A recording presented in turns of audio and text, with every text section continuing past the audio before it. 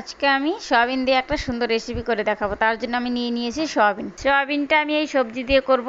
এখানে নিয়েছি আমি আলু, কোয়াশ আর টমেটো। এখানে আমি গরম জল করে নিয়েছি, দিয়ে দেবো সয়াবিনগুলো ঢেলে। সয়াবিনটা আমি গরম জলে ফুটিয়ে নিলাম, এখন তুলে নেব। কড়াই দিয়ে দিয়েছি তেল, ফোড়নে দিব 5 ফোড়ন, শুকনো লঙ্কা, তেজপাতা। পেঁয়াজটা আমি এভাবে করে ভেজে নিলাম, এখন সবজিটা ঢেলে দেবো। সবজিটা একটু নেড়ে নিলাম। এখানে দেবো আমি হলুদ আর লবণ। হলুদ লবণ দিয়ে ভালো করে সবজিটা একটু মিক্স করে নিলাম। সেদ্ধ করে রাখা সয়াবিনটা আমি এখন জল চিপে চিপে দিয়ে দেবো। সয়াবিনগুলো আমি ভালো করে মিক্স করে নিয়েছি, এখন এই সামান্য জল দিয়ে ঢেকে দেবো। জিরা, আদা, কাঁচা লঙ্কা, রসুন বাটা একসঙ্গে করে দিয়ে দেবো। এখানে নিয়েছি আমি লাল লঙ্কা গুঁড়ো আর ধনে গুঁড়ো, সামান্য জল দিয়ে মিক্স করে ঢেলে দেবো। মশলার সঙ্গে ভালো করে আমি সবজিটা কষিয়ে নিয়েছি। এখানে দিয়ে দেবো আমি 1 চামচ ম্যাগি মশলা। মশলার সঙ্গে আলু, সয়াবিন, সবজিগুলো ভালো করে কষিয়ে নিয়েছি। দিয়ে দেবো আমি পরিমাণ মতন জল। ঝোলটা ফুটে গেছে, এখানে দিয়ে দেবো আমি গুঁড়ো গরম মশলা। সবজিটা আমার হয়ে গেছে, এখন নামিয়ে নেব। সবজি দিয়ে সয়াবিন ঘরোয়া পদ্ধতিতে দারুণ একটা সুন্দর রেসিপি, খেতে হ্যাভি।